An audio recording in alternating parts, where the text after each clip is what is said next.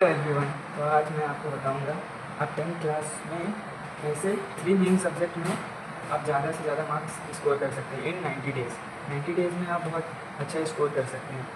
मैं भी लास्ट में 10th क्लास में पढ़ा था ओनली 2 मंथ्स बस, और उतने ही में मेरे मैथ्स में 89, साइंस में 86 और SST में 92 स्कोर था। तो मैं आपको स्ट्रैटेजी शेयर करूँगा कि आप कैसे स्कोर कर सकते हैं और अच्छा।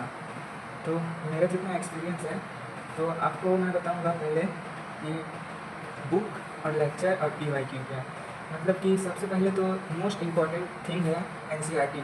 आप जितना NCERT को करोगे उतना आपके लिए अच्छा है कि most of the question NCERT ही से आता है। पहले हम लोग को बोला जाता था कि हम लोग का जो स्कूल टीचर रहता था वो बोलता था सब कि क्वेश्चन बैंक करो, ये सब करो, लेकिन जब वहाँ पर एग्ज़ाम देने गए तो वहाँ पर जाकर पता चला जो मोस्ट ऑफ द क्वेश्चन है वो NCERT से आता है। और सैम्पल क्वेश्चन निकलता है ना, सैम्पल पेपर हर ईयर का, वो भी बहुत इंपॉर्टेंट है। जो SQT रहता है सैम्पल क्वेश्चन पेपर, आप इसमें 3 ईयर PYQ कर सकते हैं। मतलब जो सैम्पल एक पेपर है ना उसका 3 ईयर बैक वाला जितने सैम्पल पेपर आप उसको कर सकते हैं।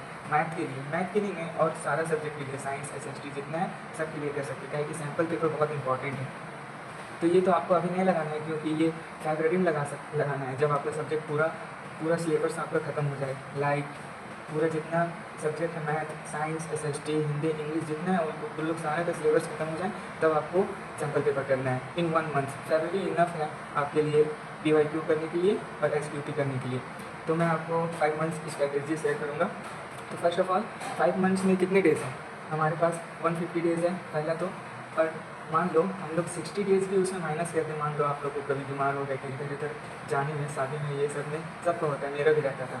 तो हमारे पास कितने डेज़ बचे? 90 डेज़। अब 90 डेज़ में हम लोग कैसे कवर करेंगे अपना सिलेबस? तो पहला बात, मैं 3 मेन सब्जेक्ट बताने वाला हूँ, तो वही सब बताऊँगा। इंग्लिश और हिंदी इनफ है, उसको आप 1 मंथ भी कीजिएगा तो कंप्लीट हो जाएगा।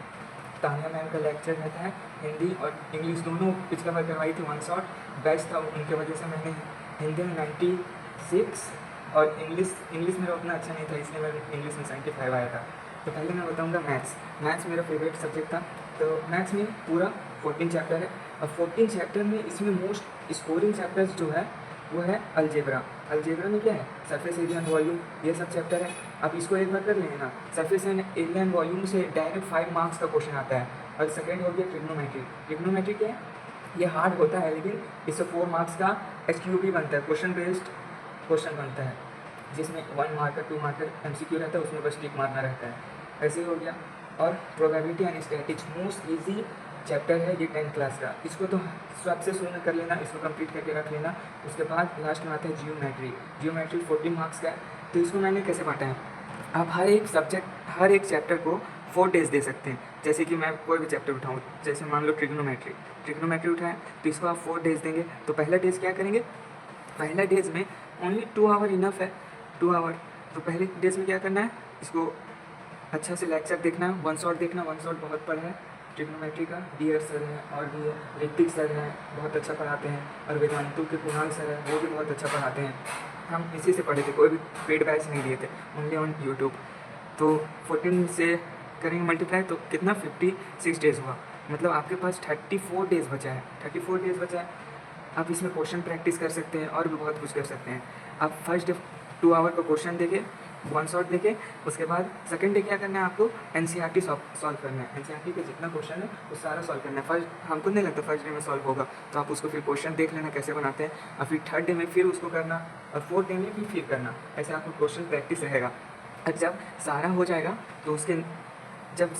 तो उसके बाद फिर 34 डेज़ आपके पास बचा है, तो आप उसमें जितना सारा चैप्टर है उसका क्वेश्चन प्रैक्टिस करना मतलब PYQ है ना, सबसे मेन है PYQ। PYQ बहुत ज़्यादा ही इंपॉर्टेंट है, प्रीवियस ईयर क्वेश्चन बहुत ज़्यादा आता है। अब सेकेंड हमारा है साइंस में कितने चैप्टर है? 13। अब आपको साइंस बहुत कोई को उतना पसंद नहीं है, बहुत कोई को पसंद है, तो इसमें हम मोस्ट स्कोरिंग चैप्टर आपको बता रहे हैं, जैसे कि metal and non metal, carbon and compound से direct 5 marker and 4 marker question आता है, और मेटल एंड नॉन मेटल से 5 मार्कर और 4 मार्कर क्वेश्चन आता है, बहुत इंपॉर्टेंट है। और फिजिक्स में सबसे इंपॉर्टेंट है न्यूमेरिकल्स आप जितना प्रैक्टिस करेंगे उतना आपके लिए अच्छा है। तो जैसे कि लाइट चैप्टर में 10 मार्क्स से डायरेक्ट क्वेश्चन आता है। इलेक्ट्रिसिटी एंड मैग्नेटिक इफेक्ट मिला के 13 या 14 मार्क्स का क्वेश्चन आता है, जिसमें से इलेक्ट्रिसिटी में बहुत सारा PYQ है, उसी को कर लेंगे तो बहुत इंपॉर्टेंट है। इनफ रहेगा। न्यूमेरिकल भी बहुत अच्छा है, ईजी है, बस अच्छा से पढ़ना है, उसके बाद हो जाएगा। अब आता है बायो। बायो में सबसे मेन है 3 सब्जेक्ट, 3 चैप्टर। पहला है reproduction, life process and heredity. अब हेरिडिटी उतना अच्छे से नहीं करना है, लेकिन रिप्रोडक्शन एंड लाइफ प्रोसेस बहुत इंपॉर्टेंट है, क्योंकि रिप्रोडक्शन से डायरेक्ट 5 मार्क का क्वेश्चन आता है, लाइफ प्रोसेस से 6 to 7 मार्क्स का क्वेश्चन आता है, तो आता है।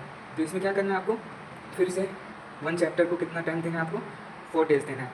तो आपके पास 4 डेज दोगे। फर्स्ट डे तो आप 1 शॉट देखोगे, है ना, 1 शॉट समृद्धि मैम का देख सकते हैं, बायो के लिए, फिजिक्स के लिए रक्षक सर है, केमिस्ट्री के लिए कोई सुनील सर है, वो अच्छा पढ़ाते हैं, वो बहुत डीप जाते हैं, आपको समझ आए तो उनसे पढ़ना, वरना मत पढ़ना। केमिस्ट्री के लिए और भी बहुत अच्छा कीजिए।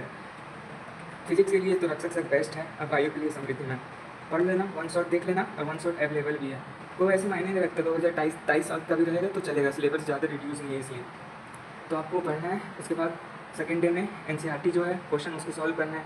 थर्ड डे में उसका क्वेश्चन प्रैक्टिस करना है, और फोर्थ डे में उसको पूरा रिवाइज करना है, और उसके बाद नेक्स्ट चैप्टर में जाना है। अब आते हैं हम लोग नेक्स्ट एसएसटी।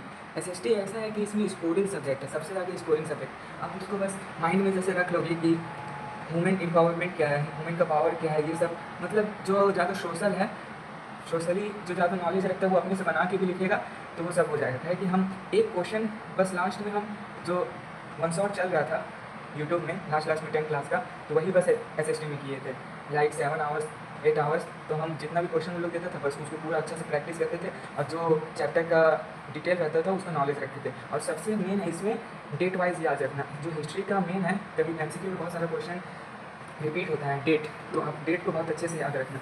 तो सबसे पहले मोस्ट स्कोरिंग चैप्टर मैं बताऊंगा। सबसे हिस्ट्री में सबसे पहले rise of nationalism in Europe and nationalism in India, ये फर्स्ट चैप्टर है, ये सेकंड चैप्टर है। ये लोग मोस्ट स्कोरिंग चैप्टर है हिस्ट्री का, ये लोग का डेट बहुत अच्छे से याद रखना। सत्याग्रह मूवमेंट और भी बहुत मूवमेंट जितना है सारा याद रखना। अब आता है जियोग्राफी में 2 मेन है, वाटर रिसोर्स, मैन्युफैक्चरिंग इंडस्ट्रीज। ये लोग चारों सब्जेक्ट का वेटेज है 20-20 मार्क्स। और इन लोग जो मैं बता रहा हूँ उसमें से जो चैप्टर है वो मेन है कि इसको पढ़ लोगे तो आराम से आपका 60+ स्कोर हो जाता है, कि इसी से हमेशा 5 मार्क्स 6 मार्क्स 8 मार्क्स का क्वेश्चन आता है, एक चैप्टर से 5 मार्कर बनता है, क्वेश्चन बेस्ड बनता है, ये सब क्वेश्चन बनता है। अब आता है पॉलिटिकल में है power sharing and political parties से डायरेक्ट 5 मार्कर क्वेश्चन बनता है, पावर शेयरिंग से भी 5 मार्कर क्वेश्चन बनता है, तो इसको अच्छे से याद रखना। और इकोनॉमिक है, जो sectors of economy and money and credit, इसमें मनी एंड क्रेडिट में 1-2 स्टोरी है, उसको अच्छे से याद रखना। And sector of economy, primary sector, secondary sector and territory sector, कैसे ये है, कैसे ये एग्रीकल्चर का बूस्ट है, ये सब याद रखना, बहुत इंपॉर्टेंट है। तो अब क्या करना है आपको, जो बुक है उसको अच्छा से पढ़ना है, एनसीईआरटी 1 शॉट देख के कंप्लीट करना है लेक्चर। उसके बाद PYQ करना है, PYQ कंपलसरी है, PYQ करोगे तभी कुछ होगा, वरना नहीं होगा। तो यही था मेरा स्ट्रैटेजी। Thank you.